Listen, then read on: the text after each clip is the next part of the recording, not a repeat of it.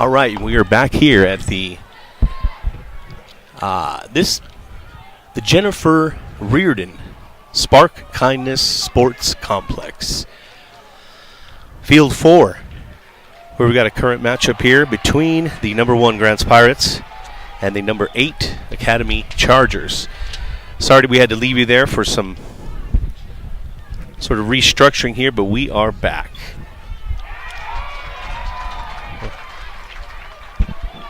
And Coach, just to bring everybody up to speed, we've got 1 man on second base, 1 man at the plate for Grants, 2 outs, full count.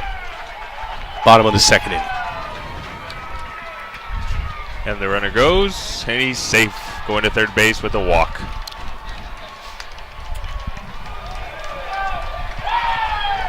Very nice. And the Pirates now with runners at the corners and 2 outs.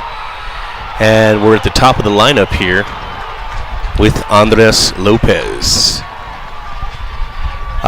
Very important at bat here. You've got 2 outs, a runner on first and third. You can close in the gap here and cut the deficit from 2-1.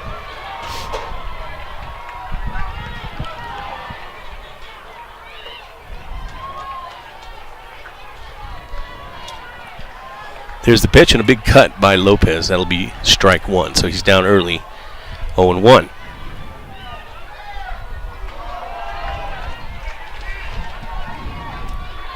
Coach Lopez seemed to be on base a lot in the first series against Deming, and he was on base early and in fact scored the 1 run that the Pirates have scored today as he got on base. As a leadoff hitter, that's the goal, right? Go out and get singles and get on base, and with a 1-1 count, he's putting himself in a good position here. Hopefully he can get a run here. Throw over to first. It's going to be safe. That is Jesse Nieto at first base for the Pirates. And I believe that's Nicholas Bustos there at third base with a heavy lead. He's got some wheels. Here comes the pitch, high to Lopez, and it's now 2-1.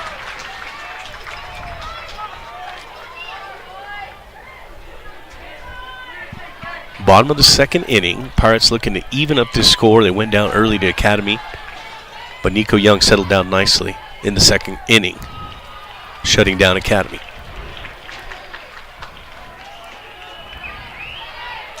And a walk here, Coach, and that's going to load the bases for Isaiah Manzanares, who clubbed a home run in that Deming series. That's what they're looking at here. And you called it.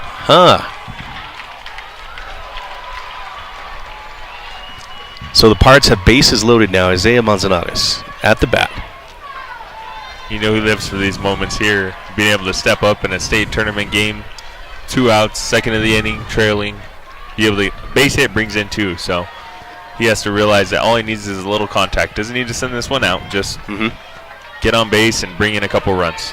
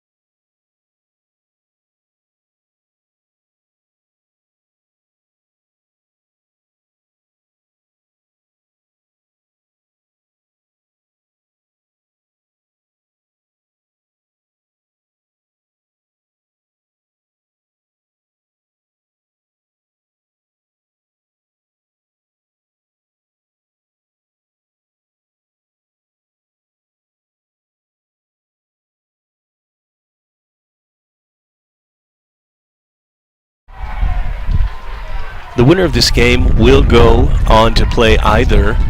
Do you have the result for that early game, Coach? I do not have it yet. Was actually looking over at this other game. I'm watching Valley over here. I believe they're playing Goddard, number 6. So number 3 Valley and number 6 Goddard. It's a 1-0 game right now. Valley has the lead. So that's that one. Let me check on the early status of the games and get back to you shortly. No problem. I put you on the spot there. I'm sorry. In this game here, it's Nico Young back to the mound, top of the third. Pirates trailing 2-1. After both teams put runs on the board in the first, the second inning proved to be scoreless. And now, here we go. Big cut there on a pitch from Young. The batter, 14, Michelangelo Duva. 6-foot senior, also right-handed pitcher. Here comes the next pitch. It's outside. 1-1 to Duva.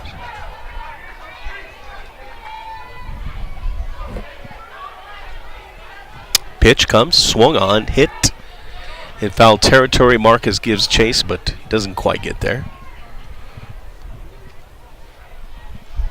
And it's going to be 1-2 on Duva.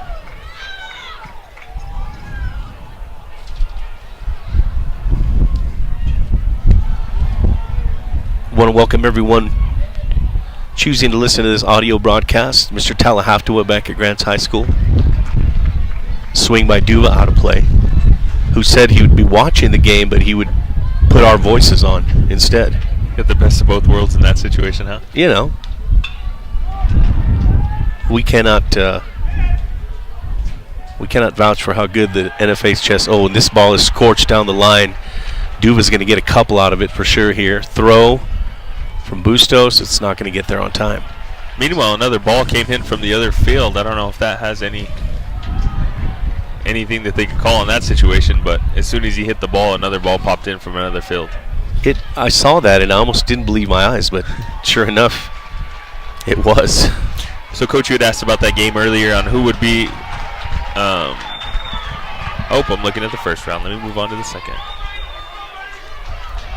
So that first game this morning, a lot of runs were allowed. We had a Artesia win 14-7 against Belen. Wow. So the winner of this game would face that Artesia powerhouse. And wow, that was a shock. A 5 seed beating a 4, but to put up 14 runs, that's pretty impressive. Especially considering this stage of the state tournament where everyone's throwing their best pitcher today, or maybe you would think so. But to score that's a lot of offense. Well, Artesia, a typical powerhouse in baseball, we know that, and actually in a lot of sports. And we look at Academy being the same way. They won the state championship in basketball. They won the state championship in tennis, and they're looking at doing great in this track meet this weekend. And here they are facing us in the second round of the state tournament for baseball. We have some Grants Pirates, too, at the state track meet tomorrow. We'll get you updated on that as the broadcast goes on. Meanwhile, Nico Young, now 2-2 to the batter, Satish Raichur, junior, 190 pounds. Big fella. Swing and a miss. And he goes down on strikes.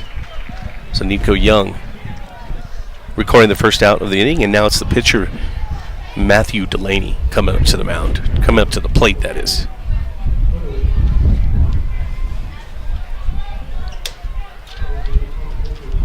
And Matthew Delaney, he's a sophomore, but he's been one of their best hitters all year long as well. So Grants has to be careful, Nico Young, on what he gives Delaney on this pitch.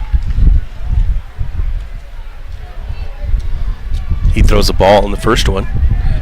Here comes the next one to wind up the pitch. Off speed. Ooh, off the glove of Young. Oh, and then it takes a wicked bounce to Burrell, and it squirts on into right field. And that's going to score. Duva from second base. So the Chargers in business here. They add a run. The ball was hit straight to Nico. It went off the tip of his glove, and it kind of just kept kept going. It bounced strangely to Barella. He couldn't handle it, and it went out into the right field to get the score. I mean, I talked a little when you had left the broadcast about adversity and what it's going to be like for Grants. Most of the games they haven't really trailed, so this is kind of foreign for them. Early on, a 3-1, you look at Nico Young, a sophomore, see how he can respond in this situation. Here's the pitch.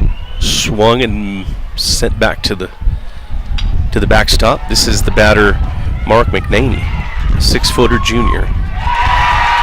And you're right, Coach, and we did talk to coaches last week, and they said too, here's the pitch, out of play again. They did tell us that, Nico was a little frustrated, more so it seemed because of his batting, but he was tested as a pitcher as well, no question. But he came through. 0-2 now. Nico with the high pitch. 1-2 now.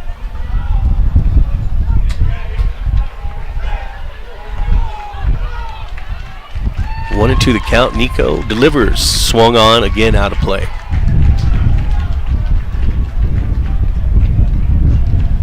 In this game behind us, actually, Valley doesn't play until the 4 o'clock game. We're looking at Rio Rancho, the number 1 seed for 5A, against the number 9 seed Rio Grande. And that's a 1-0 game, Rio Rancho. So Rio Rancho being the top seed in 5A, they're kind of like Grants in the same situation right now.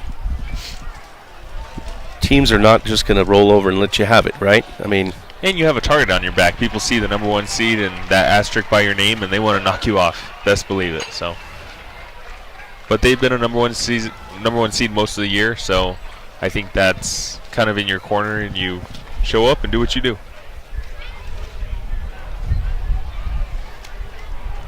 And so now we've got 2 outs here. Pitch from Young is to the backstop. The batter is Tom Pullen, big fella. Pitcher first baseman, 6'7", 225, a senior, with a chance to move a runner from first. And they throw over there, no good, or nothing comes up of it, that is. Coach, assuredly you heard about the situation regarding Cleveland baseball last week, and that was a shock to a lot of people. It was. I think a lot of times as coaches you kind of get tunnel vision in a sense, and I don't know if he knew the situation or didn't know, but for those of you unaware, the pitch count, their pitcher went over 120 pitches in consecutive days, so they got disqualified and weren't able to move to the next round. So extremely unfortunate as we see Nico Young get out of the inning. But the Chargers do get 1, and they'll lead 3-1. Going back to the Cleveland situation, it almost seems unfathomable that a mistake like that could be made. I mean, you see coaches with the little clickers in their hands all the time. I just don't, it's hard for me to understand how that happened. Then again, as a coach myself, and as well, you not forget things just, I don't know what the proper way to say it would be, except that I feel for that coach and for that team. Absolutely, and you look at it, so a player on any given back-to-back days is allowed 120 pitches. So we look at the player that we're talking about. He had 35 pitches on Friday night.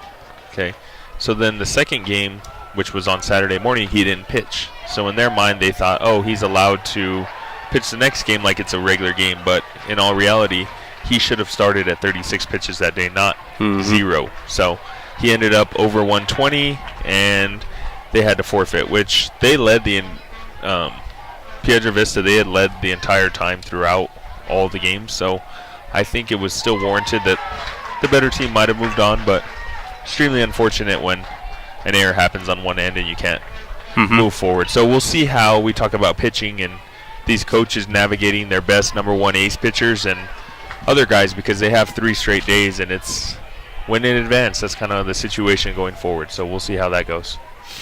Here comes Dominic Gonzalez to the plate. He looks at a ball. He looks to remain hot as he started with a double at the beginning of this game, coming off of a great first-round matchup against Deming. So he's looking to hit the ball here. And he does, but it's out of play off the pitcher, Delaney.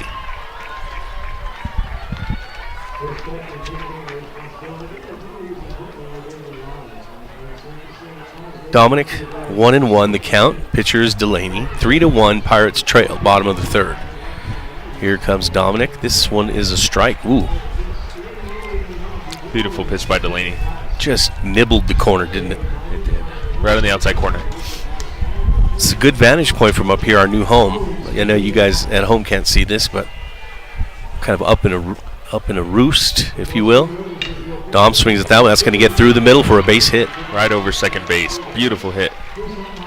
Dominic just seems, there's no wonder he's got hype surrounding him. His bat just seems to find the holes wherever they are. And super poised, right? You know there's a lot of pressure, especially being the cleanup hitter at times. Sometimes he bats third. But ultimately, he comes up to the plate every time with so much confidence, and that's admirable, especially watching from afar. No question. Now, he has a name. It's not G Money, G Bills, G Baby. It's Gabriel Marquez, and here he comes to the plate. I just can't get away from saying it. That ball's off the plate from Delaney, 1-0.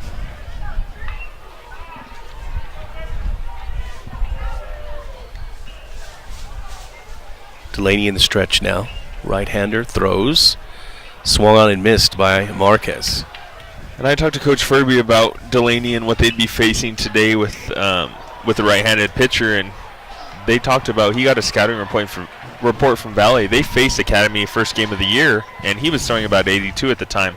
By the time he hit district, he was getting upwards of 88 miles per hour. So wow, he's improved a whole lot throughout the season, and you can see today he's slinging that thing. He's on it, but he's down 2-1 to Marquez here. That's amazing. That just must mean he just kept working his tail off through the season just to get better and better and better. And we talked about it, even being in the weight room, things of that nature. It's kind of natural ability to be able to throw that ball so hard. So kind of getting your technique in and yes, things of that nature. So not so much of the power that you have, but the way in which it's delivered.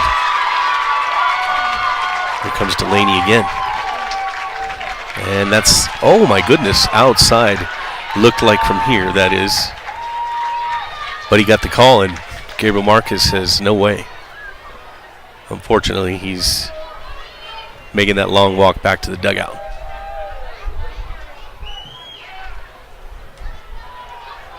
Now to bat the 5-hitter, Bodie Malonis, another guy who, when he gets on base, that's really when things start to happen for this Pirate team. Takes a swing. Up in the air, out of play.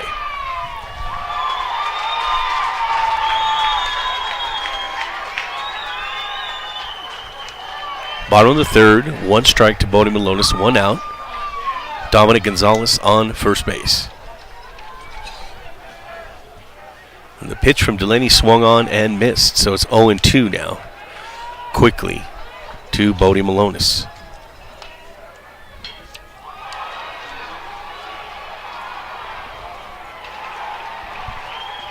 Delaney now, still up. This one's way outside. 1-2 the count to Malonis.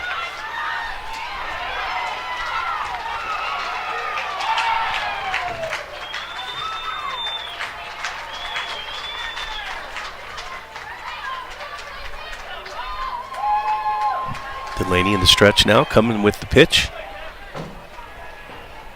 Kick high, and the ball is high. 2-2 to Malonis. Good discipline to be able to watch off these two balls and get a little more even in the count before he can find his pitch that he wants to go for.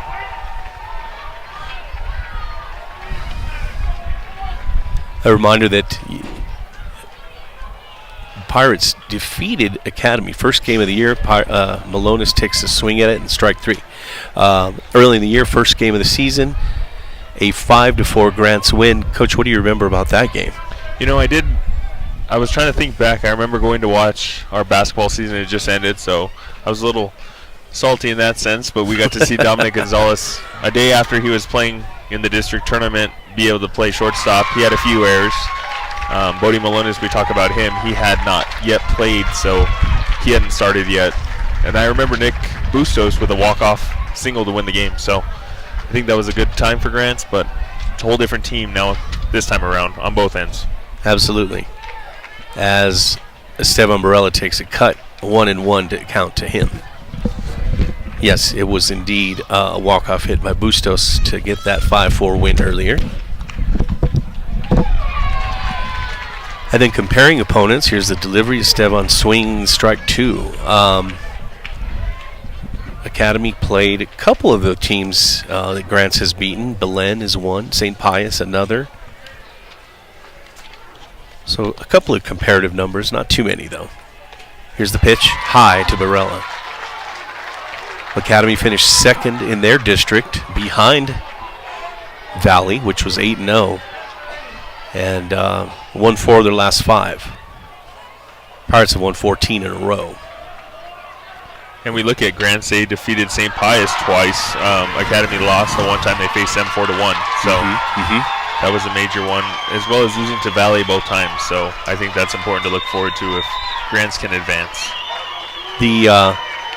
That district, Barella, strike 3, and that ends the inning. So Pirates swinging mightily but getting nowhere except for Gonzalez. Anyway, the district that Academy's in, 6-4A, not quite the basketball district, is it? There's still some tough teams, but it's not quite as esteemed in baseball as it is in basketball. Yeah, in basketball, you look at 5 of their 6 teams go to state almost every year. Bernalillo probably being at the bottom, but we look at Academy. They won the state championship this year. They faced Hope Christian, who's also in their district, for the state championship. We look at Del Norte. They lost Shane Sanchez, who was a senior, actually committed to UNM. So yes, they're going to be rebuilding as well. So every year that district is so competitive. We look at Valley as well. They're extremely tough.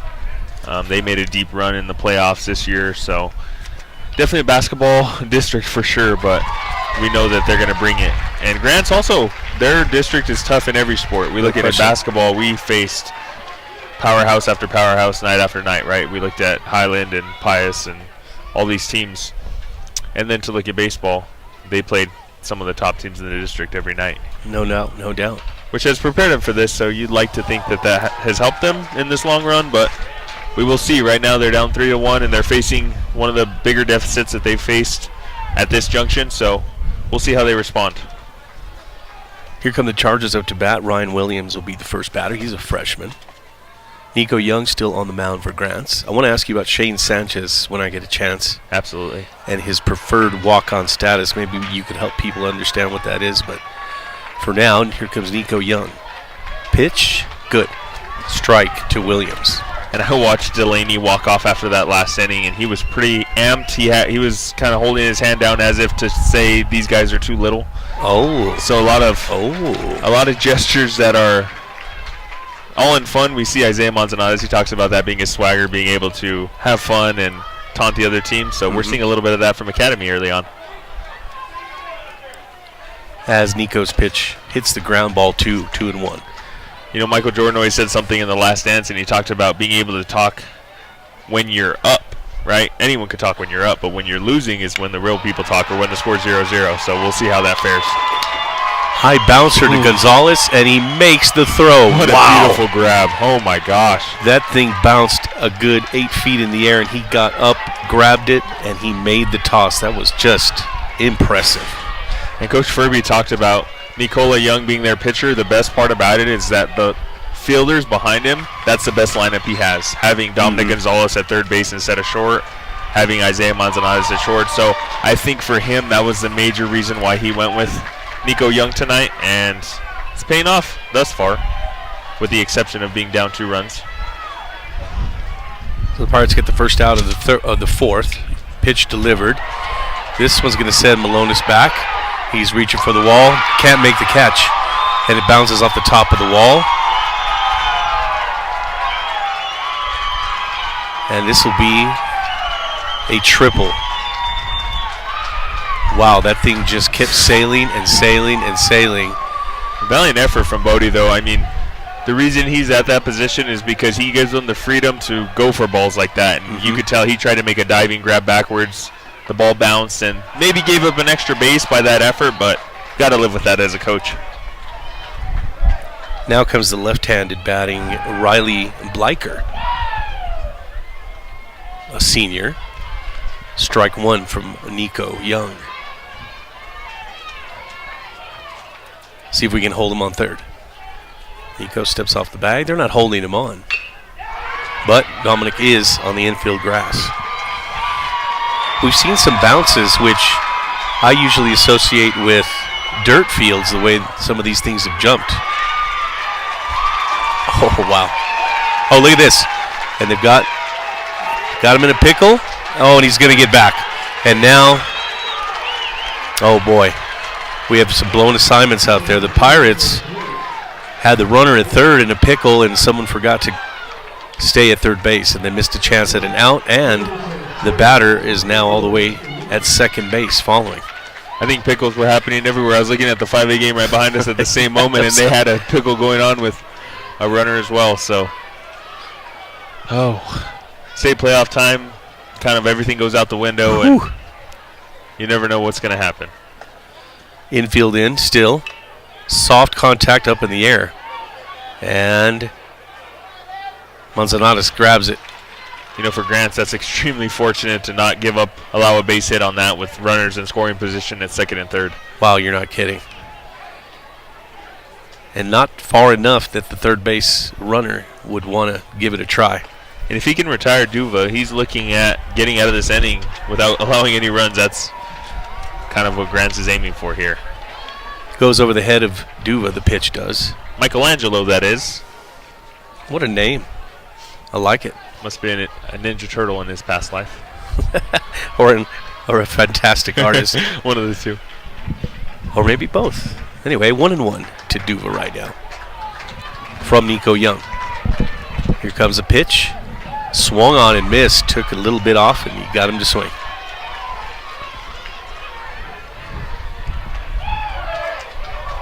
Here it comes, 1-2. Nico, he can get out of it with this pitch right here. Low and outside. Uh-oh.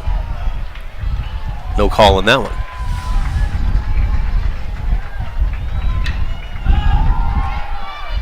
Here comes Young with the pitch. Swung on and missed, and Nico Young gets the Pirates out of a massive jam there. And he's got the skip coming off. He's got a little swagger behind him, too. He's excited to get out of that inning for sure. That was huge. That was huge out. So the Pirates managed to escape allowing any more runs, and the score remains 3-1, bottom of the fourth inning.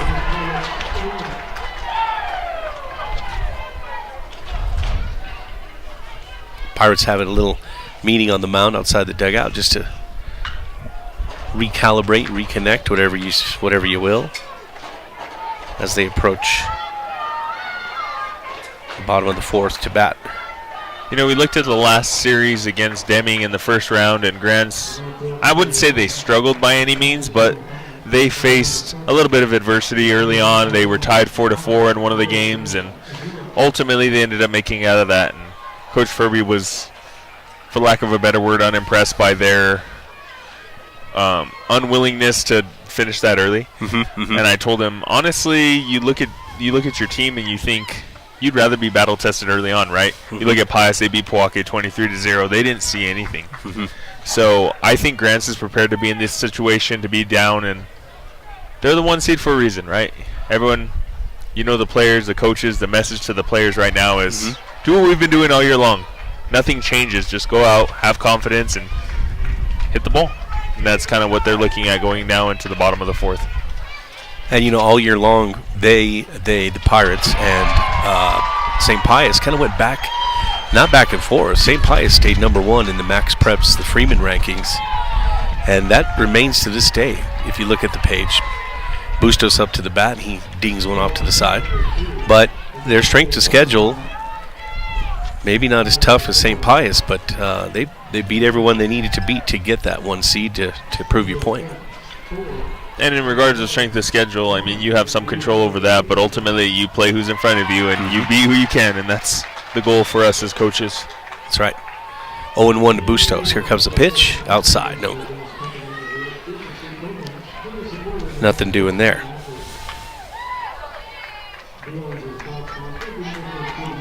Pirates down 3-1. 1-1 the count to Nicholas Bustos. And here comes the pitch.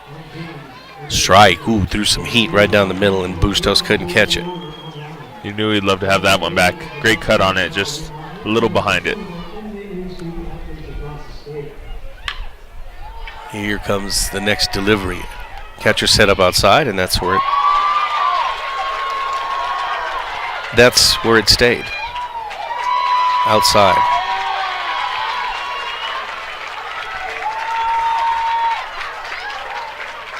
Here comes the next offering there. Swung on and missed. Matthew Delaney is putting the Pirates down. Pirates can't do much against this kid right now, with Nico Young coming up to the bat. Maybe he can help his cause here. Get a little poke here. When we're looking at these games, we see the pressure rising, right? We look at moving on to the next round and advancing, and as a 1 seed, there's a lot of pressure because everyone's trying to pick you off and move on to the next round. So I think Grants has all the pressure right now, but they just need to settle in and just get some base hits and go from there. Delaney meeting with his catcher on the mound, and now shortstop jogs in. Looked like he was chirping something. I don't know who he was talking to, but Delaney was saying something to somebody. I don't know. Yeah, it looked like he kind of shook off the catcher, had his hand on his back. He kind of shook it off for whatever reason. And here comes Delaney's pitch. Right down the middle, strike, that is. Young, 1-1 is the count.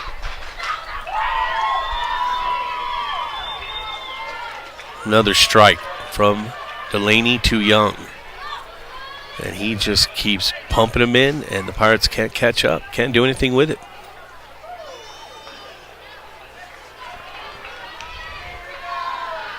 One and two the count, one out, bottom of the fourth, Pirates trailing 3-1.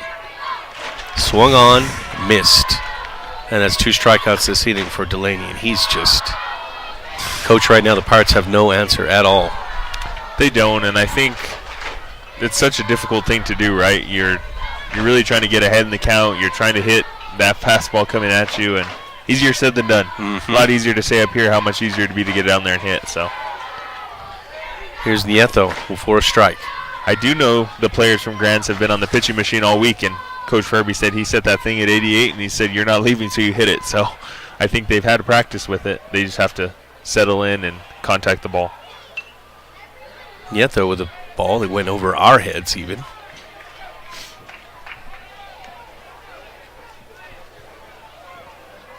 And we'll set it up and do it again. 0-2 now to Nieto.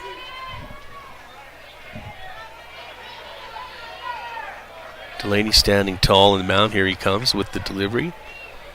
Heat right down the middle. Jesse just looks at it. 3 strikeouts. 3 up, 3 down. Delaney is coasting right now, and the Pirates, no answers. Then they'll turn to Nico Young to try to stop these batters. Coach, going back to your comment about Shane Sanchez, and just in case people didn't know, and it would be hard for anyone not to know, kid from our county, Cibola County, opted to move to, not he opted to move, the family moved to Albuquerque where he attended Del Norte, became a great player there. I'm not going to ask you if you wish he had played for you. That's not what I want to know. We already know the answer to that. But regarding his preferred walk-on status, we saw that with, if I'm not mistaken, Matt Vale Jr. a couple years ago. But what does it mean, preferred walk-on status? Do you have any information regarding that? You know, I think for him, he was one of the most successful high school athletes in New Mexico. I know he won 2 state championships, or 1, I believe, for sure. And he was the leading scorer this year. He got Player of the Year. So I think he was very successful in that regard. Mm-hmm. And in looking at the next level, right, you want to be a local guy and play in front of your fans and in front of your home and things of that nature. So having the ability to walk onto UNM, and I'm excited for him. I know that's such a big thing to be able to play Division I, especially these athletes that come out of New Mexico. Such a smaller pool for these kids. So it's exciting for him to play locally, and I'm hoping that he can thrive. And I know he may probably redshirt this first year just to kind of get his feet under him and see how he can compete against some of these athletes, because I know the Lobos have a lot of great talent coming back, Jamal Mashburn Jr. and a few players of that status. So it'll be interesting to see how he fares, but excited for him and his opportunities. No doubt. He is a county kid. We would have loved to see him play at Grants, but obviously you wish him well. Absolutely. Meanwhile, here on the baseball field, Nico Young just surrendered a hit to Raichur, and he's at first base. And now coming up to the plate, Delaney, the pitcher. That was the first pitch he swung on, so you know they're being aggressive. They have the lead early, and they're swinging at everything. You can see that. Little off speed, fell too low, and it's a ball. Ball 1-0 to Delaney, the batter.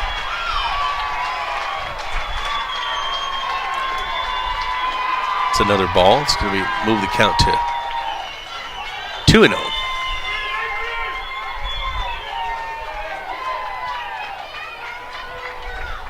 Nico Raichur with a small lead at first, and this is going to be another ball. 3-0 now to Delaney.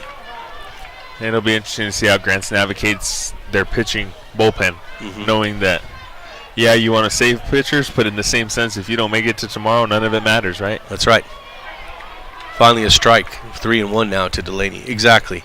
And I know, we know Dominic Gonzalez wants another crack at someone. He said he was a little humbled last time as Delaney files this to the Pirate dugout.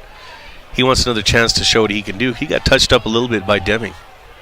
And I can't help but think that he's who they would call on if they need him, if Nico starts to struggle here in these next couple of innings. So it'll be interesting to play out. Here comes the pitch. Delaney pops it up, playable, short center field, and not handled out there. Manzanares was running back. Malone is playing pretty deep, so it really wasn't. It's hard to say whose ball that would have been, but. And I know the center fielder has first priority in the outfield, but you look at the shortstop, Isaiah looked like he had a good vantage point on where that ball was. It dropped right in between the two of them. So extremely unfortunate. I don't know who the error will go to, but nonetheless, 2 runners on, 0 outs here in the top of the 5th. And here's a foul ball from the batter, Mark McNaney, junior shortstop. As coach said, 2 on for McNaney. No outs, but he's behind 0-1. Pitch outside for the ball, 1-1, evens up the count. 5th inning, Pirates trail 3-1. Pitch from Young. Ooh, looked good from here, but no call. Pirates are gonna run out of time fairly quickly here. And right now, Nico and Isaiah conversing on the mound about something. Could be about the lead that the second baseman has.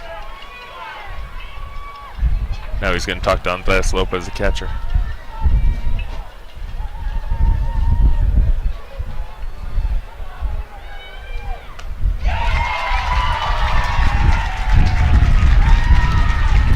Got a 3-1 score behind us over here, too. So a couple of good competitive games. Here comes Nico. Down 2-1 in the count. Here comes the pitch. Strike on the outside corner to McNaney.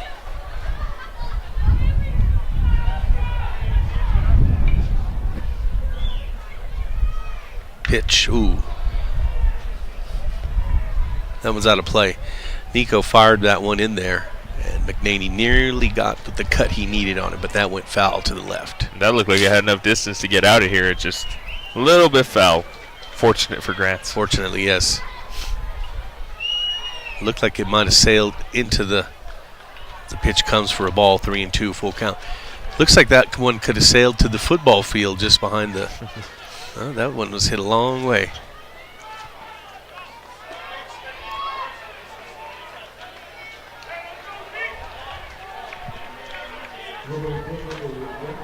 Foul tip on that one. Stays alive.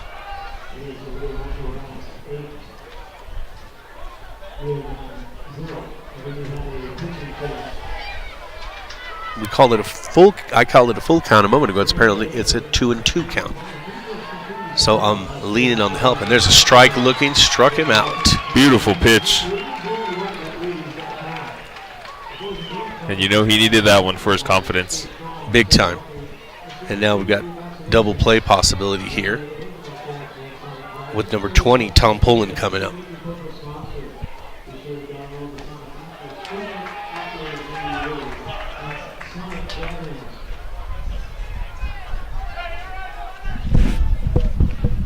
Tom Pullen talking to the third base coach, his third base coach.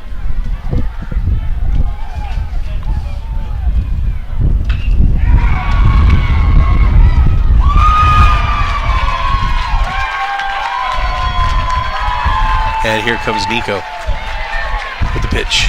Swung on and missed, Pullen. And he reacts with anger that he could do that.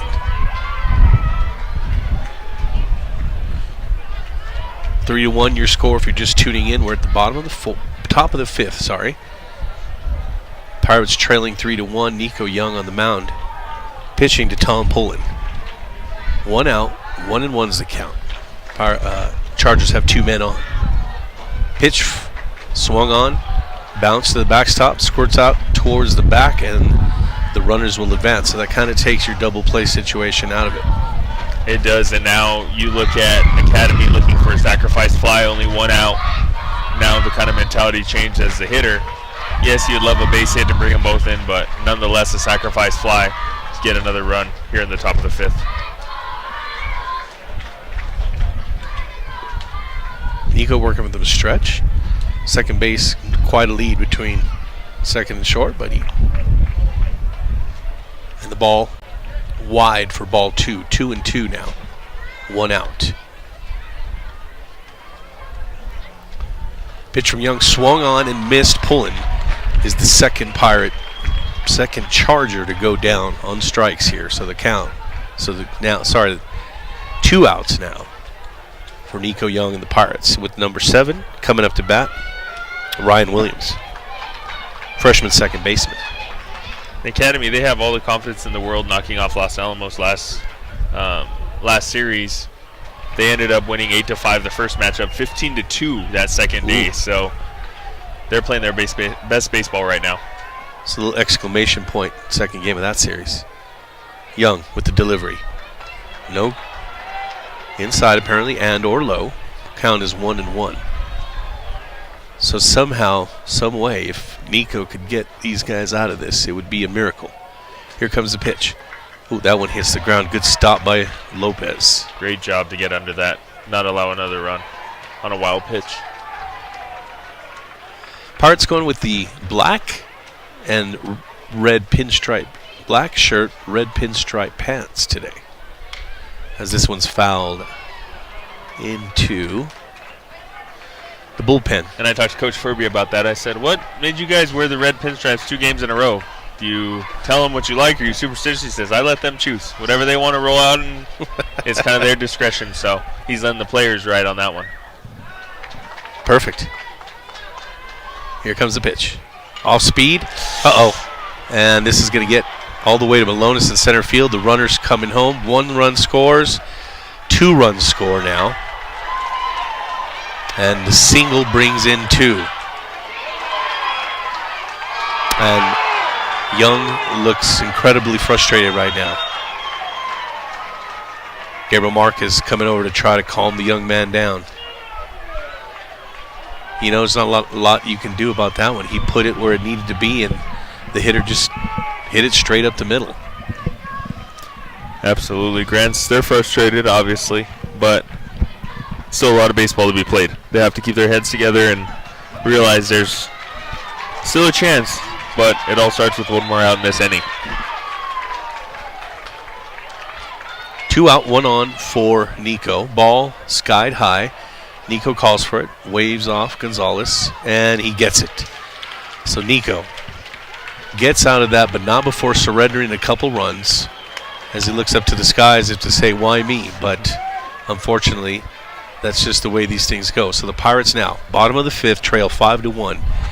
And really, the time is now, Coach. They can't afford to be looking at strikes anymore. They've got to start swinging. Of course, I'm not their coach, but I just want to, I feel like how else are you going to get something going here? And you know, when you look at the state tournament and you look at win or go home, 1 game, that kind of determines your fate. And if you have an off day, you could be at home the next day. So what you do have to realize is all year long you've hit the ball extremely well, and you're at the top of your lineup here. So you have to have confidence in that and not go for home runs and not go for anything big. Just go one hit at a time, singles at a time, and just get on base, right? Don't make any errors and do the best you can with your base running and everything you've done all year long, and ride that. Because you've been the 1 seed for a reason. Now it's time to prove it. True enough. So the Pirates, as Coach mentioned, will be at the top of the lineup here. Delaney has been, for Academy, has just been dealing. He's throwing a lot of strikes, and Pirates are striking out a lot. And I know that I wouldn't want to be behind that plate trying to swing at those 88-mile-an-hour fastballs, but no, absolutely not. Hopefully Grants can relish the opportunity. All right, so we're at the bottom of the 5th here. Quick reset for you. Pirates trailing 5-1. In the first, another in the third, and 2 more just a moment ago. Pirates have their only run scored first inning, bottom of the first, and this is the same trio of batters that produced that run. So maybe this is the way it was supposed to be set up here. And Ralphie's done an excellent job getting on early on as the first lead-up batter, so we're hoping he can get on early here and see what we can bring behind him. Ralphie, wow. Delaney's getting, I don't want to say the benefit of, but he is getting that outside pitch called a lot for strikes, including that first one there to Ralphie. Comes the next pitch. That one's a little too high and outside. 1-1 your count.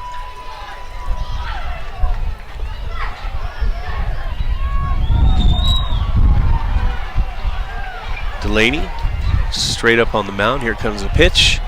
Swung on by Ralphie and hits the backstop and stays in play, but unplayable.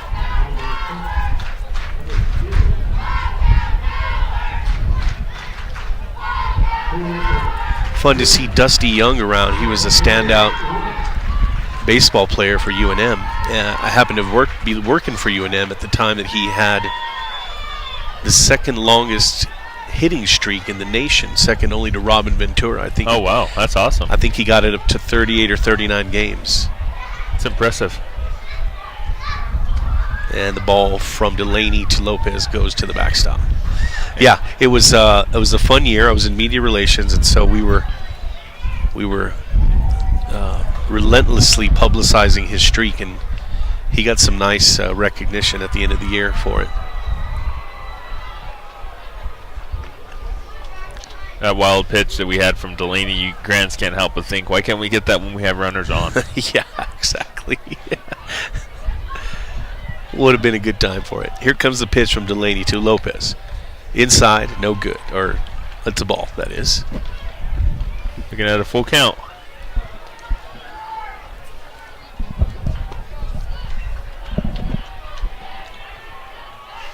Here comes the payoff from Delaney. Hit into the air, playable in right field, and he does make the catch. So Lopez put some good metal on it, but it went straight to the right fielder. And a strike nonetheless, so it was a good hit, just right to the right fielder. Next up, Isaiah Manzanares, who's been quiet from the plate today. Hitless, but a lot of these Pirates are too. Delaney versus Manzanares. As they look to cut into this deficit, you notice that confidence goes a long way when you score runs. So even if they can cut this 5-2, 5-3, they have a lot more confidence in their pitcher going into the next inning. So any runs will count at this point and help out Grants as they look to even this match. Ball to Manzanares makes it 1-1. Right, you don't have to pick them up all at once. You still got 3 chances, including this one here. And something positive will be necessary. Ooh, threw some heat, and this ball is skied way high. And that one drops. Manzanares, throw to second. He's going to be in with a double. Woo. Oh, his foot stayed on the bag. That was beautiful By slide. luck or chance. he slid a generous amount, and as he went through, as you pointed out, that foot managed to stay caught on there, boy. Well, we looked at the center fielder, the right fielder, as well as the second baseman. All were going for the same ball, and I think it's kind of the same situation that happened with Grants. No one really knew who had the better vantage point, and it dropped in, and Isaiah went for two. Super aggressive nature, as we know, and with Dominic Gonzalez coming up to the plate, can't help but like your odds in this inning for Grants. Of course. Yeah, and it's pretty windy where we are, so I can only imagine what the ball's doing out there for the kids. And that slide, he slid in head first, but he was able to pass the bag, beat the tag, and still keep his back foot on the base. So that was pretty impressive by Isaiah. Sure was. And now, the RBI machine, Dominic Gonzalez, coming up here. Here comes the pitch from Delaney. There's that outside pitch again. And Delaney knows the kind of hitter that Dominic Gonzalez is, so he's not going to give anything easy on this at bat. Catcher sets up outside, probably for that same pitch. There it is again. 2 strikes, 0-2 to Gonzalez.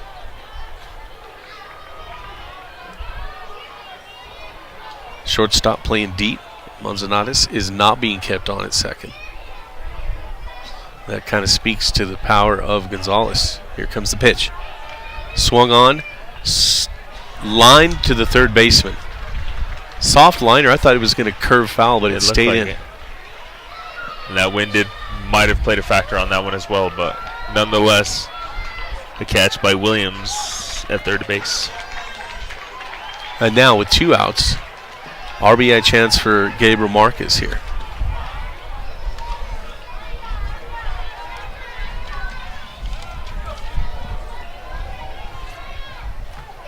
Let's see what he can come up with here. And I'll be real curious to see what the pitching will look like coming into the Grants top of the 6th for the Pirates if they leave Nico out there.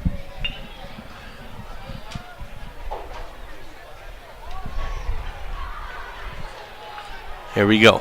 Marquez, Delaney. Pitch outside, no, for a ball. 1-0.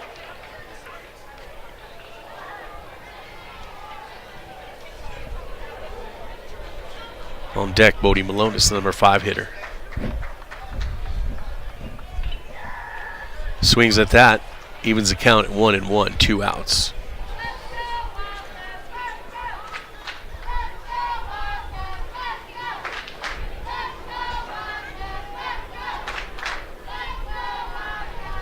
Here comes the pitch.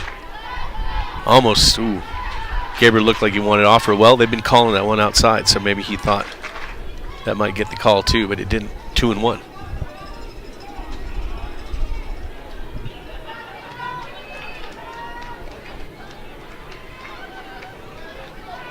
Little pause in the action here as the catcher wants to review signals or something.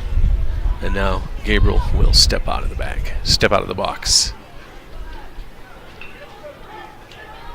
Pretty good Grants crowd here. A lot of red and black. Those might be... Are there any other red and black teams around here? Maybe, maybe not. A lot of Pirate fans here then. And that's a strike to Gabriel Marquez. That same outside pitch that just Delaney just has been painting all afternoon. And it keeps working, so you could tell that he's going to continue going to it, especially when he gets himself in trouble down in the count. Marquez steps out.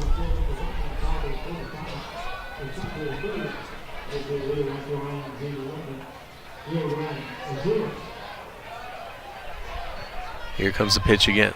Isaiah on second. And there's a strike. Looking. Whew. 2-2 was the count. And Delaney records yet another strikeout. So that takes us through 5, Coach. 5-1 your score. If you're just joining us, Pirates are trailing by 4. Nico Young is going to be replaced, it looks like, by Dominic Gonzalez. True enough. And Dominic maybe looking for some redemption based on, again, his pitching performance against Deming last week. You know, we had a feeling we'd see Dominic Gonzalez, and he's a pitcher that Grants has a whole lot of confidence in.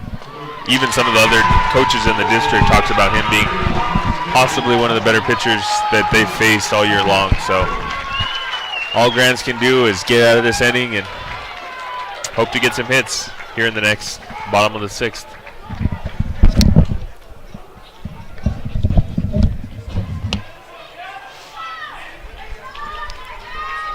So as we look at the lineup coming from Academy, we got Riley Bleacher coming up. He got on in the top of the 4th, I believe. So he's looking to start things off. We got Dominic Gonzalez coming out to the mound. He has an epic fastball that's upwards of 80 miles per hour. So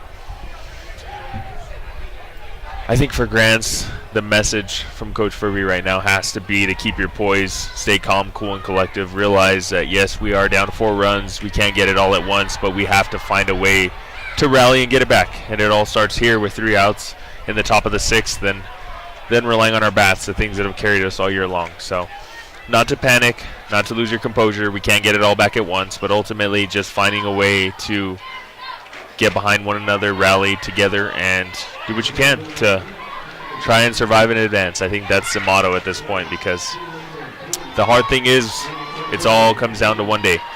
Everything you've worked for all season long right here. And here we go. Riley Bleacher up to bat. Dominic Gonzalez at the mound. We have his first pitch. It's a strike right on the inside corner. Looking from Bleacher. Second pitch from Gonzalez, fastball, and he has him swinging. 0-2 count from Gonzalez, up in the count early on.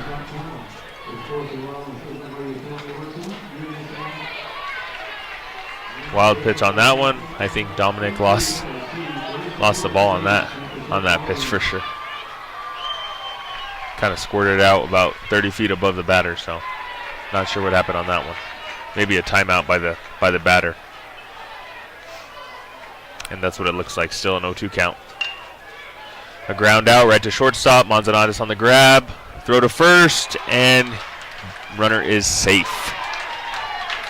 Great job filling it by Isaiah Manzanares. Just such an extremely long throw to first base. Got the tag, but it was about the same time that the runner touched first base. So 1 runner on to start, no outs for Grants.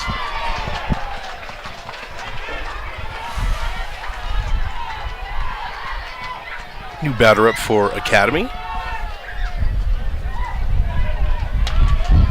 with Dominic at the dish. This is Luke Lasky, junior outfielder for the Academy. Dominic slips off the mound as he's throwing to first base, but he recovers.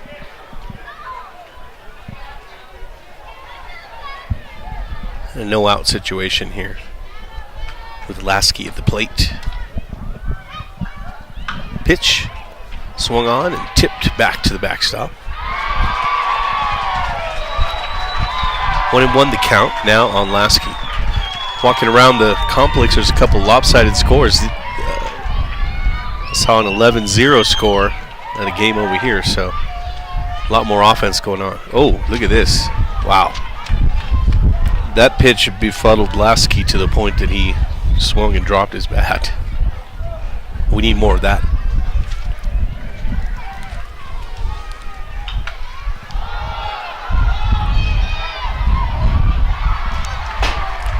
And Lasky goes down swinging. So 1 out. Here comes Michelangelo Duva. Or is it Michelangelo? I know Grants are getting battle tested early on, and they would love to be able to rally and make it move on, and it'll make it that much sweeter if they can, but right now they got to get out of this inning. That's the goal. Strike and oh, whoa! He stayed on base.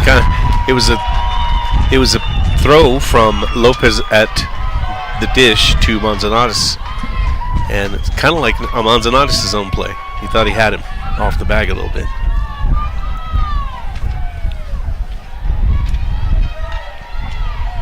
Here's a unassisted out for Gabriel Marquez.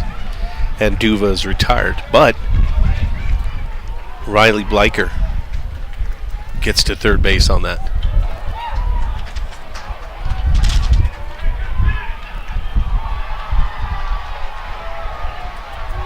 See some Valley Vikings walking around. That's Satish Raichur comes to bat, left-hander. Ooh. Not the heat. That time Dominic did. Strike one, 0-1. Second straight heater, second straight strike. I briefly attended Valley High School in Albuquerque some years ago, but finished my career off at Albuquerque High, Bulldog City. Oh, wow. Yeah. You were a Viking and then a Bulldog. Yeah. Who knew? Well, and there was some great basketball matchups back in the day between those two very teams. It was a lot of fun. And now you're a Pirate. Now I'm a Pirate. I've been around a little bit. Strike three to Raichur. Raichur, that is, and Dominic makes quick work of Academy, but they do get one runner on, no point, no score. Great job to retire the side there, and now I think Bodie Malonis is up first to bat, and all you can do is start us off with a base hit and go from there. If he can get on base, maybe he can account for some stolen bases and stuff and get us going. But the Pirates down to their last two chances here. And let's see if we'll see a new Academy pitcher, and in fact we won't. Delaney's going to continue throwing. Then again, I'm not keeping track of his pitch count, but he's been fairly efficient today if I'm just sort of halfway guessing. And you know, for Academy, we talk about the pitch count and how that plays a role in the rest of the weekend. If he pitches today over his pitch count, obviously, then he can rest tomorrow and pitch again on Saturday, if so happened they were to make it to the state finals. So if you have a day's rest in between, the pitch count restarts. In the last situation, the player had pitched consecutive days, and I think that's when you're only allowed 120 in the span of 2 days. So interesting for them as they navigate forward in this state tournament. If they do. And that's the whole name of the game, right? You want to save your best pitchers for the state championship or the third round, but if you don't get there, they won't be pitching to anybody. Then they'll be sitting on the shelf. Absolutely. And here comes, as you mentioned, Bodie Malonis up. The Pirates could really use something here, down 5-1, bottom of the sixth. And that's a chopper to third base, and he can't handle it. It's going to be safe, and Malonis with a first pitch hit to left. To the left side, that is, and the third baseman, Ryan Williams, couldn't quite handle it. Beautiful shot to third, and tough for Williams to try and handle that one. So now we're looking at Bodie Malonis at first. You can't help but think a stolen base is coming in the very near future. Here's a pinch hitter. This is Diego Lopez, the younger brother of Andres. First time we're seeing in this state tournament. Got a tight strike zone to work with, does Delaney. And that's a ball. 1-0. And yet, we've seen the Pirates gamble on base running, and yet this is a time where you got to be careful, too. You certainly don't want to make an out when you are trying to mount a rally. They've all done scouting reports. You know that they know that Bodie Malonis is probably our best base stealer for sure.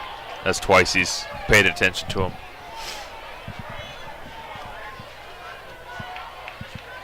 So Diego Lopez at the plate. Comes a pitch. Delaney finds the zone and gets a strike. This will be 1-1 to Diego Lopez, who I think you mentioned it last week is the heir apparent to the catching throne held by his older brother Andres. He is, and we'll see a lot of him coming up here in the near future in the next year or two.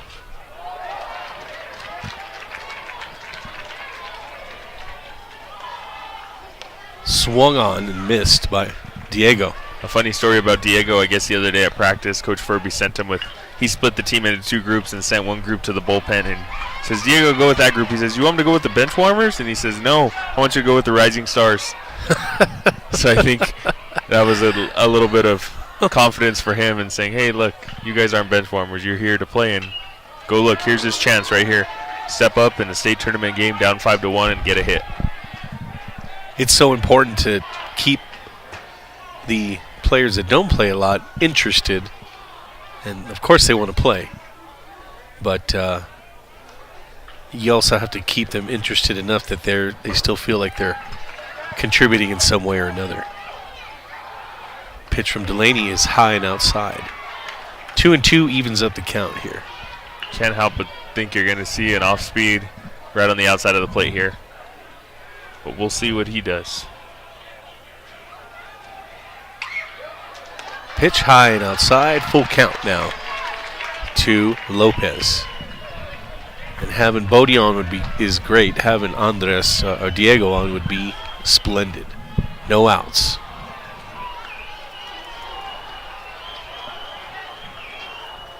Here comes the pitch. Right outside. Whoa. Oh, look at this. Oh, I'm not he's sure not happy. I'm not sure he wants to do that. He's not happy, and neither is the ump at his reaction to that. Coach says, I got this. Let me go talk to my guy.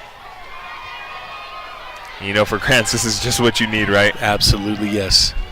Not only 2 runners on, no outs, but to see Delaney have such an excellent day and to be able to see if he can keep his composure here. I'm not sure I've ever seen an ejection for a kid in terms of a baseball game. We've seen players get teed up in basketball, but I'm not sure what an umpire would do in a situation like that, to be honest. Well, we see it in the major leagues all the time, and players give them quite a bit before they throw them. And here comes Nick Bustos, the senior, who missed the first game of the Deming series, came in the second game. And he's been a little quiet too. Maybe not. Of course, he has one less game under his belt, but here we go. Ball is outside. And boy, Delaney really staring. I mean, he's staring the ump down. I can't believe this. Oh, well. He has a lot of confidence, I guess. Well, that call's been there all day, but that one was definitely off. Here's Delaney. Hit now. Nick Bustos way back, going to center field. Center fielder makes the catch, but he falls down. Bodie can get home on this one, and he's going to go. He's going to get home. Bodie Malone is from second base, tags up on a long hit from Nick Bustos, and he runs all the way from second to home. And that turned into a nice sacrifice for Nick Bustos. And could any other player have done that, Coach? I don't think so, and I don't think as a coach you have confidence to send a guy on that play exactly. We saw Diego; he didn't even advance from first to second because the play at second was a lot easier, right? Right. But ultimately, being able to tag and get there, impressive from Grants. But 1 out, still a long way to go. And I thought this wind was going to carry that ball a little further, and I think that's what threw the center fielder off and knocked him to the ground. Yeah, that little fall to the ground may have supplied just the extra little bit of time for Bodie to get home. Now, number 42, we're going to see here another pinch hitter. This is Caleb McDougall, the senior. He's up early. Nope, 1-1 is the count. 5-2 now.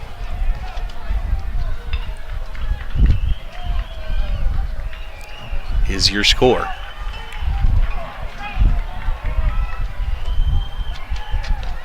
That one's high to Caleb, and it'll be 2-1 now with 1 out.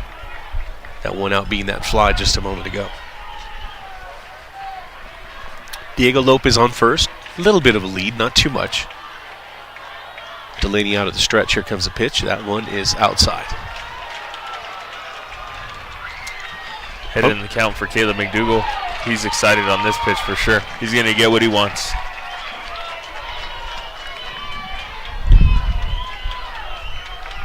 Three and 1. Jesse Nieto on deck. That ball's high. And now the Pirates with 2 runners on. And Jesse Nieto up to bat. Makes the sign of the cross. The tying run, comes to the plate. And this is what we talked about a little bit ago. You just need to keep cobbling away. Take the opportunities when you have them, just like Bodie did with that run from second base. When we look at Delaney, we talked about his poise and ability to hold his composure. He's only a sophomore. You have to realize that. So he's kind of hasn't had his way this inning as he has thus far. So it'll be interesting how he navigates this next at bat and what coach decides to do, if he decides to allow him to finish off this inning or if he pulls him. He did sort of signal to the dugout as if to say, come on, let me give me a chance here. Nieto skies this one. The shortstop's going back, and he gets the ball. He makes the catch for the out number 2.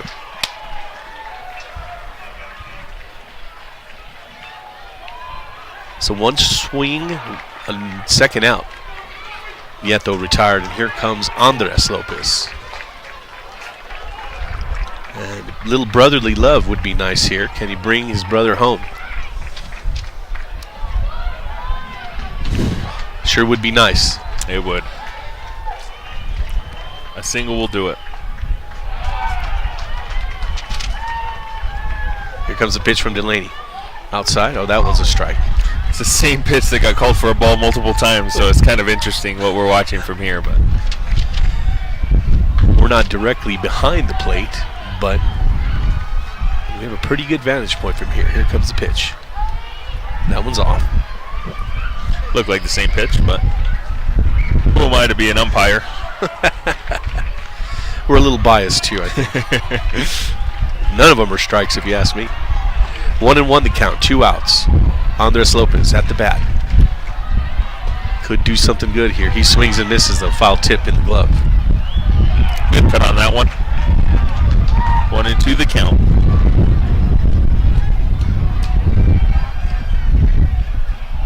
Caleb McDougall at first. Diego Lopez second. Pirates would love a hit. And look at Diego going. And so does Caleb. So 2-2, the runners advance. And now this is really an opportunity here. Absolutely. Drive in 2, cut the deficit from 5 to 4 with just a base hit. 2-2-2. 2 balls, 2 strikes, 2 outs. 2 runs for the Pirates, 5 for Academy, 5-2 the Pirates trail. Here comes the pitch. Oh, this one into right field. Right fielder comes through and makes the catch. Wow. Oh boy, and Delaney takes a bow towards the Grants bench. And maybe maybe he's saying his day is done. Is that what he did? I have no idea. I was watching Caleb McDougall round third base, and he kind of took a tumble. So yeah, saw that too. At any rate, oh boy, Pirates pick up a couple, and now it's 5-2, and we are heading to the top of the 7th. Well, coming into this game, I don't think anyone predicted this could happen, and that's kind of why they play the game, right? You come in as a 1 seed, and you're playing. I'm not sure if Academy is an 8. They're actually the 8 seed, yes. They are. So they're the 8 seed, and that's why they play the game. A lot of people try and play with rankings and say this team deserves this, but ultimately you have to show up. Mm-hmm. And that's the name of the game. We see it happen on all levels. We watch professionals, and we see the number 1 seeds in the NBA, and they get knocked out. So you never know what's going to happen on any given day. That's why the beauty in sports, I think. Yeah, you're right. Even when we're on the losing end of it. You're right. And it just means that the old adage, anyone can win on any given day. And you're right, that is what makes it special. And from Grants, 9 times out of 10 we're underdogs, so I think we love that motto, but when we're favored, I don't know so much. When we're favored, we don't want to hear it. Unless it works in our favor. I think that would be the same for any hometown broadcasting team, you know. So, if you're just joining us, or first I should say, if you've been with us this afternoon, we appreciate you checking out Angry Jack Productions. Ron Gonzalez, Landon Chavez here with the call, the Shaq and Kobe of broadcasting, maybe. But anyway, it's been a pleasure to have you around. If you're just joining us, maybe, here's a situation. We're going to the top of the 7th here. Dominic Gonzalez on the mound for Grants. Pirates trailing 5-2. So we need to get a hold here and then we need to plate some runs. First pitch is a strike to Delaney, the batter. And Delaney's actually one of their best hitters as well. He's hit 4 homers on the year, so not only can pitch it, but we see him swinging aggressively early on. That's 0-2 count to Matthew Delaney.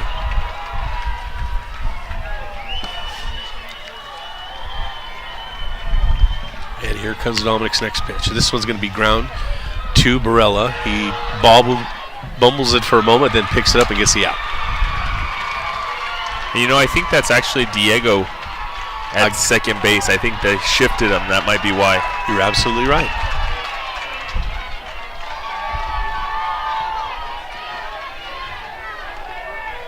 Caleb at third base, now that we realize it, now that I realize it. There's a strike. That's the Delaney pitch right there. Gonzalez gets the benefit of it. Quickly working, 0-1. Now this one's skied to left field. It's going to Bustos tracking it down. It's gone. Looked like Bustos had a bead on it, didn't it? It did. It looked like he caught it in his glove, and then next thing I knew, the ball was gone. So Mark McNaney tags Dominic Gonzalez for a home run and makes the score 6-2 now. Pirates in a little bit more of a hole. And he stomps on the plate almost to put an exclamation point on that hit. Whew. Well, the hole gets a little bit deeper now with the batter Tom Pullen at the plate. Swung on and missed. Tom Pullen down, 0-1. Pitch from Gonzalez. Oh, nearly hits Pullen, but he backs away in time. So they're 1-1.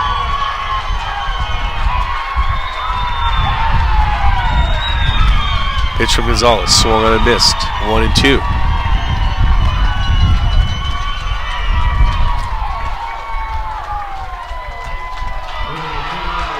Gonzalez strikes out Pullen on 4 pitches. And now coming to the plate for Academy, Ryan Williams.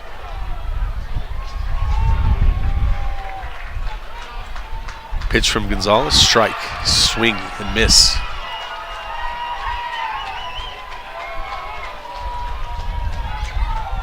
Off speed. That one's going to get down the right line. It was lined over there, just out over the outstretched glove of Marquez. It's in the corner now. Nieto having a hard time tracking it down. He finally does, but not before Williams gets all the way to third base with 2 outs. Great hit down the first baseline. Ooh. Perfectly placed. So now Dominic's going to have to face Andrew Olson. We haven't seen him today. But we still have 2 outs, and they can still limit the damage here if they can get out of this inning. Strike 1 to Olson.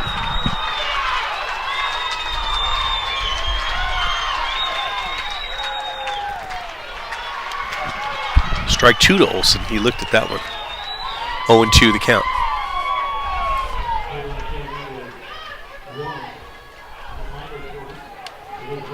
Here comes Gonzalez. Straight up on the mound. This one's ripped into center field. It'll score another run. And Olson is held at first. Nothing special from Dom here. He's just throwing strikes, and Academy's pouncing on him. 7-2 your score now.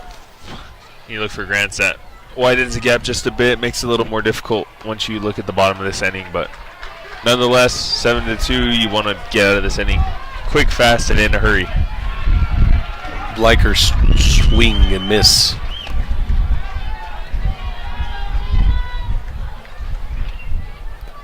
Dominic from the stretch now. Pitch outside for ball 1. 1-1.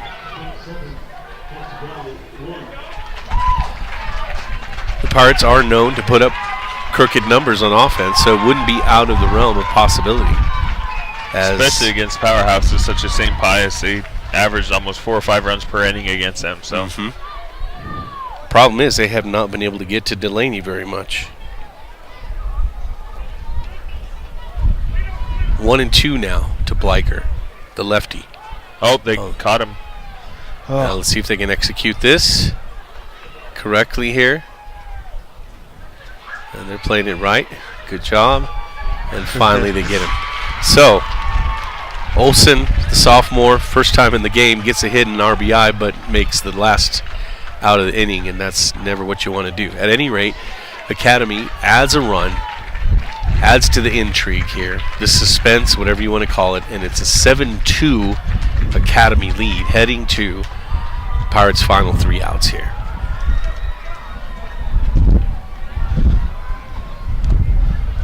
Well, for Grants, they ultimately have one more shot here.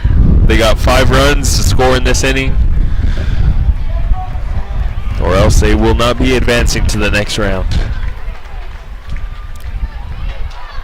And that 14-game win streak would come to an end. But we're not saying that just yet. We do have a new pitcher, though, for Academy. It's Michelangelo Duva, right-handed senior. And so at the very least, the Pirates will see someone different, someone other than Delaney. And it looks like he almost has a sidearm pitch going with his right arm. A little bit harder to read as a batter. Especially especially those sliders that cut across the plate. Those things look like they're coming at you, and then they just dive after that.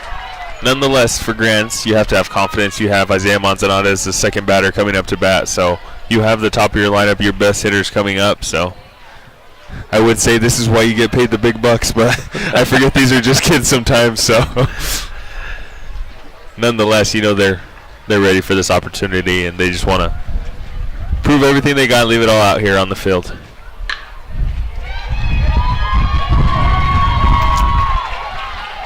No question. And if I got the score behind us right, I believe after I figured it out, it's the 2A game, actually. Santa Rosa number 1 and Capitan number 8. Oh, wow. Santa Rosa is trailing 7-1, so stranger things have happened. Looks like the 1 seeds are having a day over here. A hard day, I would say. All right, here we go then. Duva, the new pitcher for Academy, and Isaiah Manzanares up to bat. Pirates need 5 runs to tie this thing. Ball's low and outside for ball 1.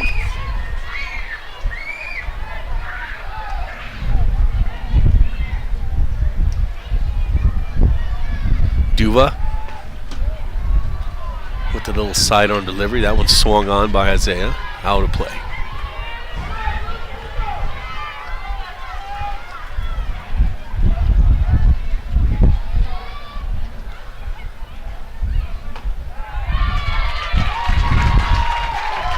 One and one the count to Isaiah. Catcher sets up outside. Here comes the off speed. Ooh, nice pitch from Duva. That almost looked like the wind got a hold of that one. Great breaking ball. Ooh. 1-2 now, no outs. Pirates trailing 7-2.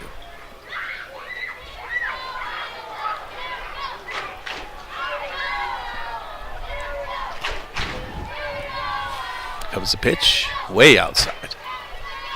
Evens the count at 2-2.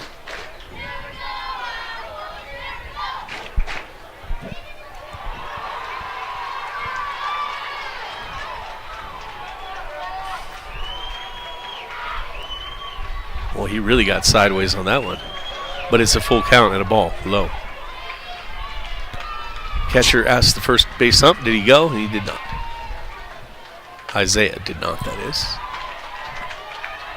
Full count coming up.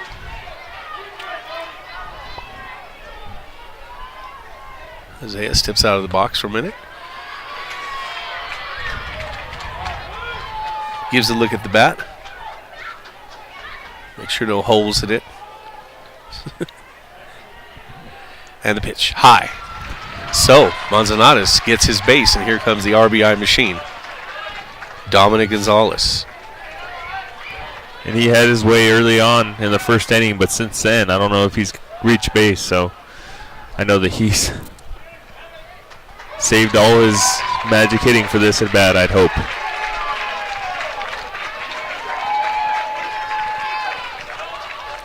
Duva takes a look back at Isaiah on first, who's got a little bit of a lead. Oh boy, a strike. To Dominic Gonzalez, the relief pitcher who surrendered a couple runs, top of the 7th.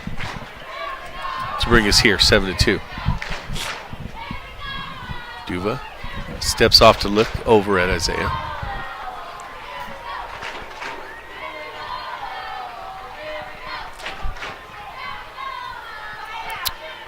Now with the pitch, off speed and a ball.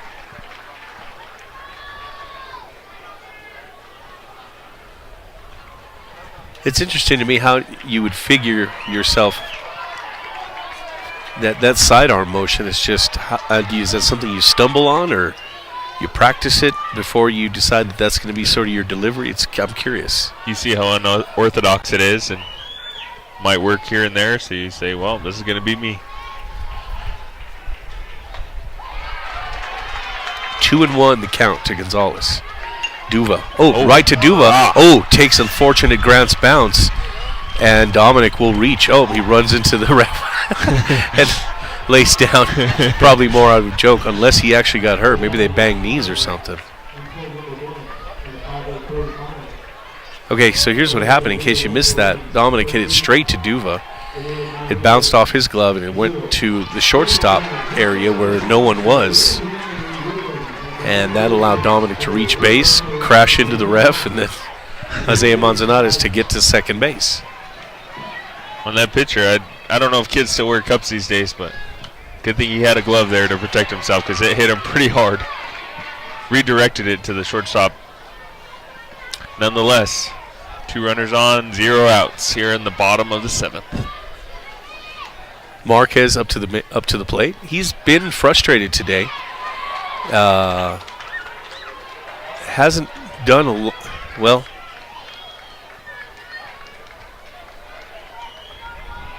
That's a ball from Duva. Hasn't made any contact today, at least in terms of a hit.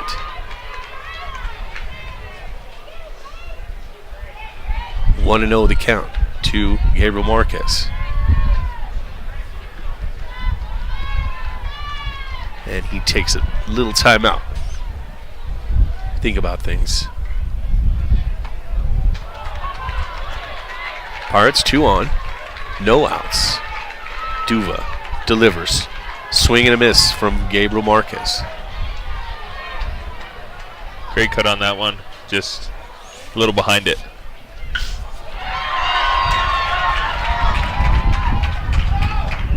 Looked like he wanted to club it. Oh, little check swing is going to go foul to the left side. On the previous pitch, looks like he wanted to tear the cover off that ball. Big cut.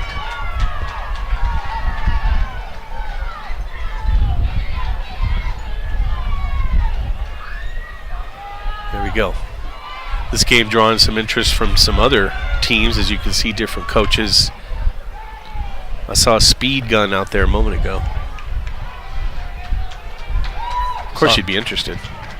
Saw an off speed on that pitch, and Gabriel got a little behind it, able to foul it off, but hasn't found his pitch yet that he's looking for. 1-2 the count to him. With Duva winding up. Here's the pitch. There it is, and Marquez slaps it to the right side, caught by the second baseman for out number 1. That's going to bring up Bodie Malonis, who got on base earlier and scored from second base on a sacrifice fly.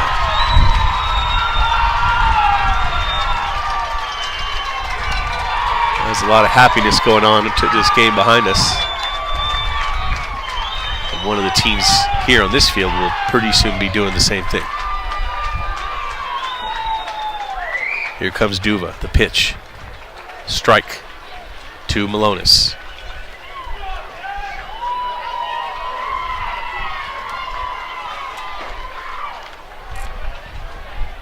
Malonis down 0-1 in the count. Here comes the pitch. Off speed, nope. A little low on that one. Check with the first base ump to see if he went. He did not. So 1-1 is the count for Bodie. 7-2, Pirates trailing, 2 on, 1 out. Bottom of the 7th, last chance. Bodie. Oh, once again, it's off the glove of the pitcher, Duva, but he handles it for the second out of the inning, and Malonis is retired. 7-2, the score remains. Now, Diego Lopez. It's all down to him right now.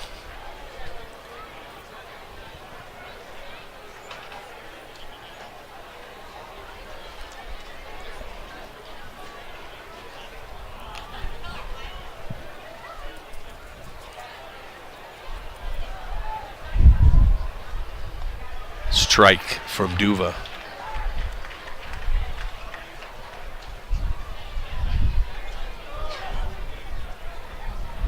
Diego Lopez, the batter for Grants. Pitch is a strike. Academy Chargers are 1 out away, 1 strike away. 1 strike away from moving on to the semifinal round.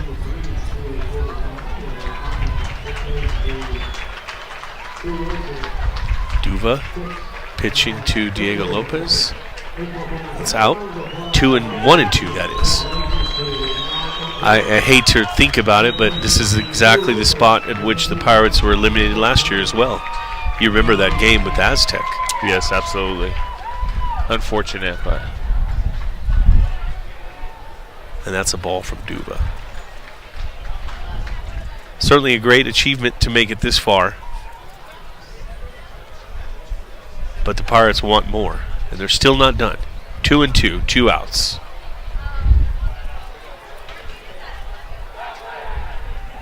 There's the strike.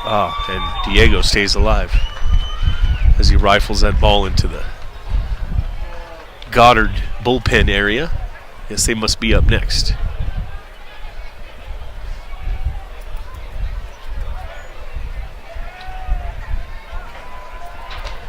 Here comes Duva with the wind.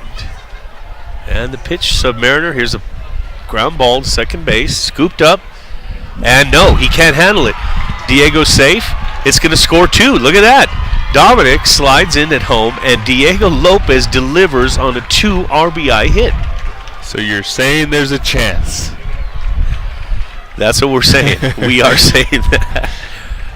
Wow. So it all came down to Diego Lopez. The pinch hitter from last inning comes up with a hit. I'd have to call that a hit. It was the throw wasn't great, but he had a chance to scoop it in. It just didn't happen. It was on time. It was timely. It just didn't catch it. Now, the batter, Nick Bustos, with RBI opportunity with Diego Lopez at second base. 7-4 Pirates trail now. And if he can get on, we have the winning or the tying run coming up to bat next. So you never know.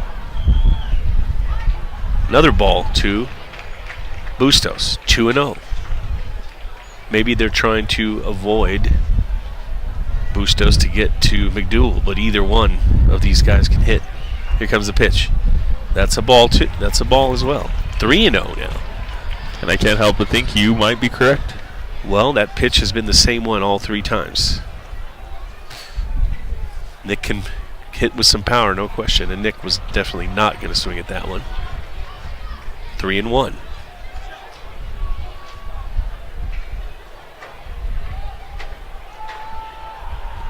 Pitch. High. Ball. Pitcher wanted it, third baseman wanted it, but it goes the way of the Pirates. And now, as you mentioned, Caleb McDougal up. Tying run at the plate. Academy coaches coming out to ask what? Why aren't you calling strikes anymore? He wants to know if Delaney can come back in this game. He might have pulled him a little too soon. Yeah, right.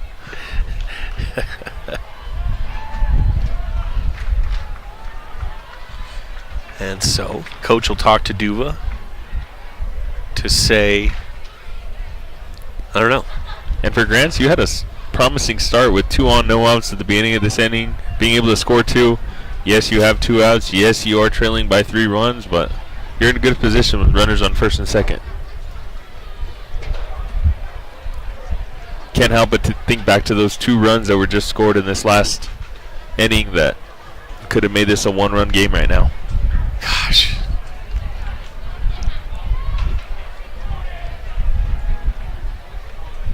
You're absolutely right. McDougal coming up. He delivered last time. Let's see what he does this time. That's a ball.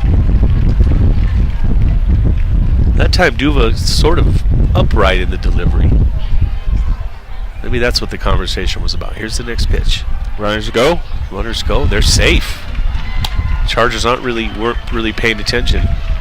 Or coach called them that to stay where they were.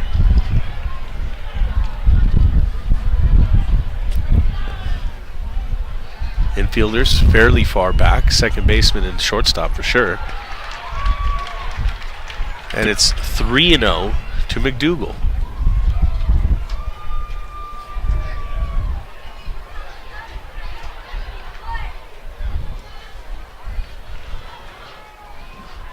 And a single could bring 2 of these guys in. That would make it 7-6 with Jesse Nieto coming up to the plate after that if we get beyond McDougal here. That's a strike, 3-1.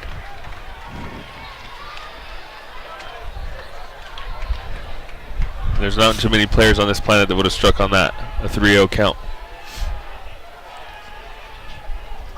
That's a strike. McDougal thought for a minute he was walking, but nope. And here we go, full count, 2 outs. Pirates trailing by 3. Payoff pitch from Duva. Here it comes, and it's high. It's high. Wow.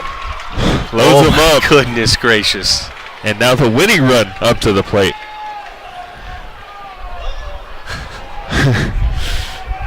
Pressure bust pipes, right? Pressure busts pipes. Woo. And it's at an all-time high right now. It's almost unbelievable that we're in this position right here. But we've talked all postseason about the patience of the Pirate hitters. And did Caleb swing at any of those pitches? I don't think he did. He didn't. He watched every one.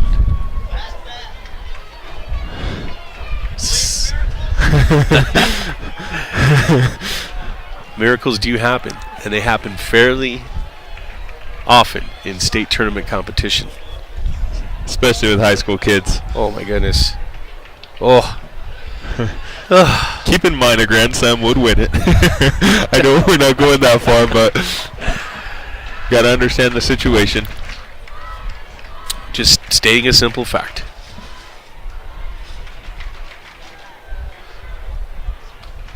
There's a really decent crowd coming around to check on this game here. I don't want to say this game's been uneventful because we've had runs, but you can just tell the tension, the pressure, everything's at an all-time high right now. It's been sort of the pulse has been more or less at a standstill because it's been all academy, but now all of a sudden things are much more intense. Jesse Nieto can become a hero, a senior on this team. Ooh, he got hit. That walks one in. Oh my goodness. 7-5 is the score. Diego Lopez walks in, smacks the hand of his brother Andres, and it's 7-5. And I didn't want to jinx it, but I thought to myself, if he walks him, the next batter only needs a base hit in the gap, and he brings in 2 to tie the game. So, wow, here we are. Intensity. If you're still with us, two outs. With 2 outs, the Pirates have scored 3. Oh, look at this. We don't want it. Don't want to end the game that way. But it's strike 1.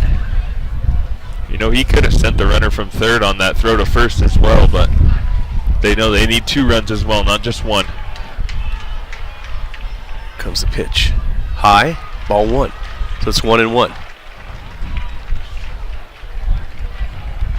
So Duva was cruising, had the 2 outs, and then all of a sudden Diego Lopez brings in a couple, and the walk here a moment ago. And Andres takes a swing at it. 7-5 your score. Number 1 seed Grants trying to avoid the upset. They're down by 2. They need a hit right here. 1 ball, 2 strikes, 2 outs to Lopez, the senior. Duva steps off the plate. Whew. I see hands praying. I see prayers being uplifted, and that's a ball outside. 2-2. Every Pirate player on their feet, cheering their brother on. Duva. Ooh, he stays alive. Staying alive like the Bee Gees. Oh, it's hard to breathe here. It is. That must be the pollen. 2-2-2. Deuce is wild all the way across. 2 balls, 2 strikes, 2 outs. Lopez swings. Oh, out of play to the right side. Just a few feet away from us is good friend of the program, Coach Stephanie Gaines, helping push the intensity of the game up for us here. Here's the pitch. Oh, right to the first baseman, and he's going to step on the bag, and the game is over. Wow. So that's your game, folks. The batter, Andres Lopez, hit the ball. We all held our breath just for a minute, but it went straight to the first baseman, and the Pirates go down in defeat. 7-5. Heartbreaker, Coach. Heartbreaker. With bases loaded, you know, it was just begging for some heroics there, and it just did not happen. I think the main thing we need to remember is how much progress these guys have made and how great their season was. This doesn't diminish that. It doesn't take away from how excellent they were all year long. No. They were the most consistent team, and today Academy came to play. They showed up and proved that they were valid of moving on. That's why you play the game, but Grants should not hold their head low, and they should be proud of everything they've done to accomplish and get to this point. And ultimately, they have 4 seniors, but they will be back, I promise you. In a year from now, we will see them in the same position and hopefully a little bit further. So the final score here, 7-5, and the Pirates go down. It was their first loss in 14 games, and Coach, you know they will be taking it hard, and especially the seniors, and you can already see a couple of the seniors trying to shake off the feelings on the field. But you were a star of many sports at Grants High School. Is there any way to describe that feeling of the final game of the year? I mean, there's regular season, then there's this postseason stuff. I mean, what are these guys going through right now? Well, I remember it all too vividly. We were 20-5 in basketball my senior year going into the state playoffs. We expected to get a top 5 seed. We got the 9. We traveled to Goddard. We lost to Goddard in double overtime. They went on to win the state championship. So that was very tough for us. And I think the hardest thing as a kid is to fathom what loss feels like, right? And be able to kind of take those feelings and take all the hard work that you've done and channel it into what have you accomplished and where is this going to take you. And for them, it doesn't get easy. And it's going to be difficult for the next few days until and especially if they see a winner of being a team that they've already beaten in the past, such as the St. Pius, or right. They've beaten Academy before. They lost today, but that doesn't take away from their greatness, what they did all year long, and they should be very proud. I know their entire town of Grants is behind them, and they're proud of everything they've done to get to this point, and I'm proud having some of these players in basketball and just having them in class and knowing these student athletes, how hard they played and how much they were able to accomplish this year. So it's hard, it's going to be hard, but one day they'll remember this moment, and whether that's later on in life or at their job, they'll be able to continue to move forward and realize that it's not the end of the world. It's a game. They had fun. They played hard, and that's all you can ask for. You know, you made the point of, a lot of these guys are my students. They're your students as well. Some of them played for you at various times, and it's we're not these kids' parents ourselves, but when we see them, they're no less. We end up seeing them sometimes more than we see our own families. So it is tough even for us adults who are used to it. But it's tough to look these kids in the eyes and have them, and, just see what they're feeling. It's tough for them. Tough for us too. So, Pirates, number 1 seed. They go out in the quarterfinal round, second straight year, and they do return a wealth of talent, as Coach mentioned. This year, though, it was not meant to be. Academy scored a couple in the first, another one in the third, 2 more in the fifth, and 2 more in the seventh. The Pirates really just couldn't put together a combination of innings where they were hitting in consecutive innings. They waited a little too long, and of course wasn't the plan. Absolutely not. Their goal today did not get accomplished, but still proud of them nonetheless. Right. Guys, if you're watching this, understand we are incredibly proud of you, and it's been our honor to follow you this postseason and the rest of the season. So, with that being said, Coach, you have any final thoughts before we get off the air here?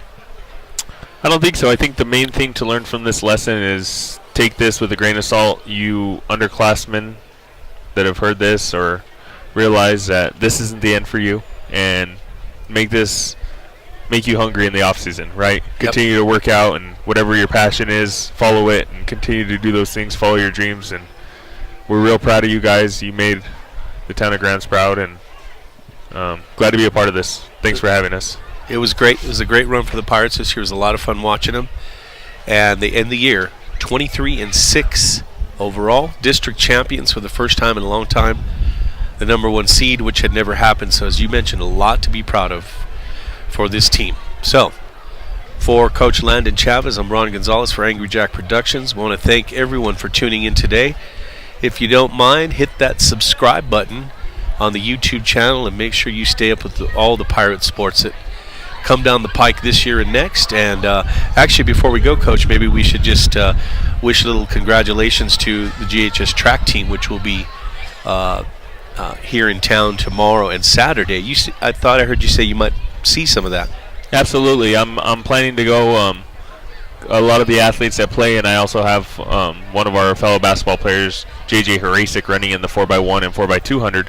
So he's doing those. I know Manuel Gonzalez qualified for the high jump. Mm-hmm. The girls qualified in the 4x400 meter relay. The boys, as well as the 4x1 and 4x2, the 4x800, which is the new race as of last year. So go give them support tomorrow. They'll be at UNM Track Stadium, and if they move on from tomorrow, they would move to the finals on Saturday morning as well. So glad to have a bunch of athletes here in Albuquerque this weekend. It's nice to see. We need to mention the freshman phenom Layla Martinez of the girls team. She's running. She's going to be running a lot. She's in those distance races, and she's been excellent. And it's great to see the team filling out a roster like they're doing this year. And you speak of Layla, she's in my PE class, and one day she came up for me to sign a USA track and field thing for a grade check, and I said, "Do you run track?" She said, "Yeah, a little bit, pretty good." I didn't realize that good, but yeah, she is special. So it's great to see the track team doing that. All right, so good luck to them tomorrow. And for everyone here at Angry Jack Productions, we bid you farewell. Pirates lose today, 7-5. They're bounced out of the 4A state tournament. And we'll see you for the next broadcast. Thanks for tuning in. Have a great afternoon.